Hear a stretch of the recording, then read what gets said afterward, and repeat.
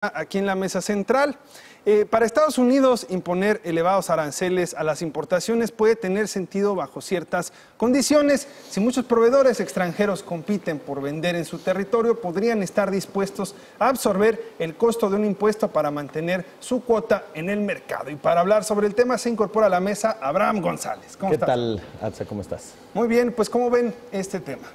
Digo, de entrada yo sí quisiera hacer una mención y un reclamo al señor González, que este tema pertenece a reportaje de Business Week. Nuestro nuevo número, el número que salió la semana pasada de Bloomberg Business Week México, y que desgraciadamente el señor González decidió omitir, ¿verdad? Nos abandonó el editor, pero bueno, entonces, ahí está. Hoy se platica en la mesa. A la voz del amo, engorda el caballo, dijo esta mañana Jesús Ugar. Entonces ahí está, le mandamos un saludo a Chucho. Ahí está la portada de nuestro nuevo número.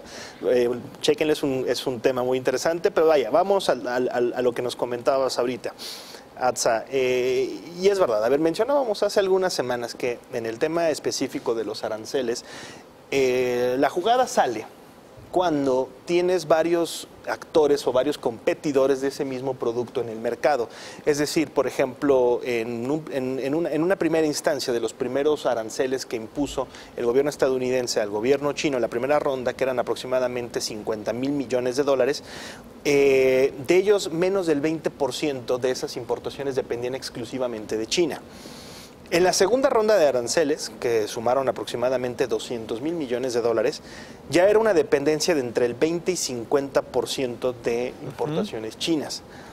Y en el caso de la última ronda, que entraría en vigor en los próximos días, estamos hablando de 240,000 millones de dólares, ahí tenemos el gráfico. La dependencia 240,000. Correcto. La dependencia es 50% más de China.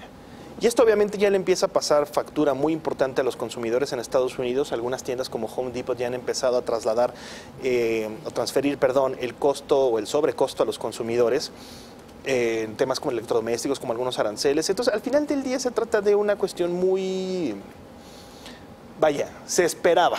Era de lo que veníamos hablando, pero ya lo podemos empezar a cuantificar, y este es el ejercicio que hicimos aquí. Evidentemente, en el caso de México, pues nos va a pegar tarde o temprano. Claro, creo que además el único tema, por supuesto Donald Trump no habla de estos temas, sino lo vende como una cosa totalmente distinta. Estamos salvando nuestra industria, estamos recuperando los empleos en ciertas industrias muy particulares, el caso del acero, el caso del aluminio, estamos protegiendo a los trabajadores en Estados Unidos, y así es como lo vende Donald Trump, pero pues hay algunos que están ganando y hay algunos que están perdiendo. Definitivamente el caso de los aranceles que Estados Unidos pone a las importaciones chinas, pues es un tema que se está, como ya decía Gonzalo, se está trasladando a los consumidores. Al final son ellos los que están teniendo que pagar el 10%, el 15% o el 20% más en los productos, porque simplemente nadie está dispuesto a absorber el costo. ¿Con quién me refiero? A nadie, con los importadores o los distribuidores en Estados Unidos, como los fabricantes de los productos allá en China. Y por supuesto, cuando tú eres el que le surte el 50% o más de ese producto al país, pues no tienes por qué bajar el precio, que lo absorban. Claro. Que lo absorban ellos. Y por supuesto en el caso de Estados Unidos, pues también las compañías no quieren sacrificar esos márgenes. El asunto también, y no nada más es que le afecta a los consumidores, Donald Trump sabía que de facto China iba a imponer aranceles también para ciertos productos digamos como castigo pues a los aranceles que pone Estados Unidos, y a esos productores también les está afectando estos aranceles que le impuso China de vuelta, porque son ellos quienes están teniendo que absorber el costo. ¿Por qué? Porque precisamente hay más compañías. ¿De qué tipo de compañías hablamos? Harley Davidson, Ford y General Motors son algunas de las compañías que ellos están teniendo que vender con el 25% de descuento los automóviles a China, para que se compensen los aranceles una vez que entra y poder mantener cierta cuota de mercado. Por supuesto, en un mercado como China, donde tiene armadoras asiáticas, japonesas, europeas. Es un mercado más grande, claro. pues entonces tampoco, muchas europeas, además muy importantes, tampoco van a estar diciendo, oye, Ford, General Motors, nos estás castigando, nos vas a subir los precios. Pues no estamos de acuerdo, nos vamos a comprar cualquier otro automóvil o cualquier otra marca que no tenga esos aranceles. Entonces creo que es el efecto de doble vía. Por una parte, a los consumidores que están absorbiendo el costo de los aranceles que impuso Estados Unidos, y las empresas que están absorbiendo el costo de los aranceles que impuso China como represalia a Estados Unidos. Claro. Estamos en este mismo espacio, comentábamos cuando comenzó esta guerra comercial, por ahí en el segundo trimestre del año, que los que iban a pagar el costo iban a ser los consumidores. Ya lo estamos viendo, ¿no? O sea, en el caso de productos más caros para los estadounidenses, son de artículos producidos en China, bueno, los productos de oro y plata, como lo menciona el reportaje, anguilas, ancas de rana, y otros productos, por ejemplo, la ropa, los autos, cosméticos o electrónicos, que bueno, que esta Navidad en Estados Unidos va a ser mucho más cara que el año pasado, por esta cuestión de la guerra comercial, pero no solo con China, sino también todos los frentes que ha abierto el señor Trump, por ejemplo, con Canadá. O sea, el hecho de que hayas aplicado impuestos a la madera, bueno, aranceles en este caso, a la madera... ¿Encarece la construcción? Encarece la vivienda. O sea, hay cálculos de que simplemente acá a estadounidenses les está costando su vivienda $9,000 al año. Es un 2% aproximadamente por el impacto de los aranceles a los canadienses. Aunque hay sus excepciones, varias industrias pidieron y obtuvieron algunas exenciones, por ejemplo, los cascos para bicicleta, algunos productos Bluetooth. Bueno, Apple también fue la gran beneficiada, una de las empresas más beneficiadas. ¿Y por qué? Porque el señor Trump, bueno, en su mente pensaba, oye, si no le compramos a China, vamos a comprarle a cualquier empresa del mundo.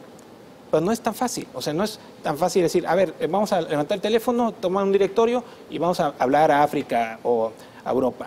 No, ¿por qué? Porque los proveedores necesitan desarrollar toda una relación con tus proveedores. Y una relación de muy largo plazo. Y de muy largo plazo.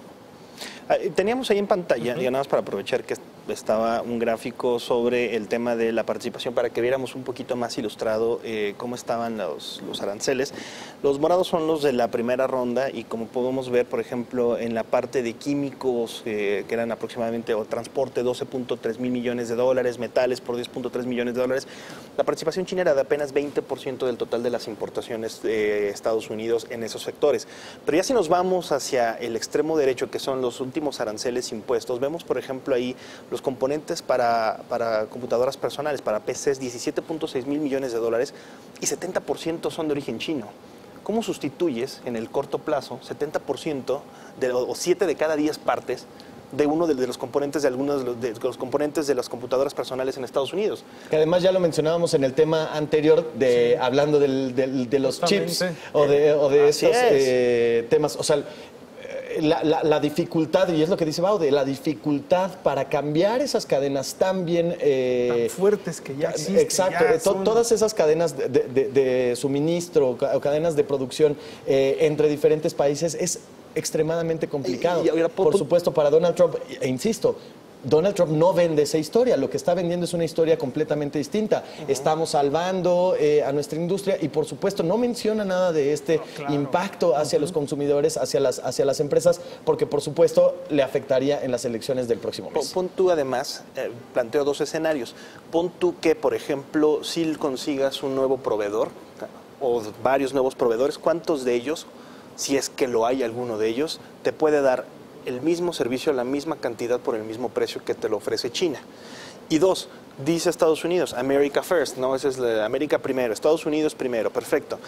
Muchas de estas empresas de las cuales se importan, o productos de los cuales se importan de China a Estados Unidos, son pedidos de empresas que en su momento sí llegaron a tener fábricas de esos productos o de esos bienes en Estados Unidos y simplemente dijeron, aquí ya no nos sale, ya no es eficiente hacerlo, no es rentable, entonces no es como que vayan a regresar los empleos o la producción a Estados Unidos. Muy bien. Conclusiones, tenemos un par de minutos para... Mira, como conclusión creo que esto es algo, por supuesto, que no la mayoría de los estadounidenses consume, o por lo menos la base electoral de Trump no es lo que está consumiendo este tipo de información. Creo que sí debería estar mucho más involucrada, pero no, por supuesto que ellos van a comprar la historia que Trump les vende, que es la que publica a través de su tweet, de su cuenta de Twitter. Entonces, creo que el impacto económico ya lo advirtieron muchas corredurías desde el inicio o desde el anuncio de estos aranceles. Esta guerra comercial entre Estados Unidos y China es un perder-perder. Entonces, en la medida en la que sigue escalando este tema comercial, y por supuesto que ya hemos visto mucho impacto en los mercados, pues en esa medida vamos a estar viendo probablemente algún freno a las economías de ambos países, ¿no? Muy bien, vamos en unos segundos. Sí, no hay garantía hasta que se trasladen estos aranceles al consumidor y puede producirse un efecto boomerang en el sentido de que, tal y como nos comentaban hace unos días gente de Vietnam, de la embajada de Vietnam, China podía trasladar trabajo barato a Vietnam. O sea, Vietnam está muy contento con esa guerra comercial, siempre y cuando no sea total, porque ahí sacaría ventaja. Claro. Muchas gracias por darle un espacio a Bloomberg Business Week. Ya está disponible. Chéquela, por favor. Abraham, aprende la lección. Muy bien, pues muchísimas gracias a Abraham González, Baude Barrientos y Gonzalo Soto, los editores del Financiero y de Bloomberg Business Week, por supuesto. Pues muchísimas gracias por participar en la mesa central. Hasta aquí llegamos en este programa. Gracias por acompañarnos. Quédese en el Financiero Bloomberg con mi estimadísimo Mauricio Mejía y su Expreso Doble. Hasta mañana.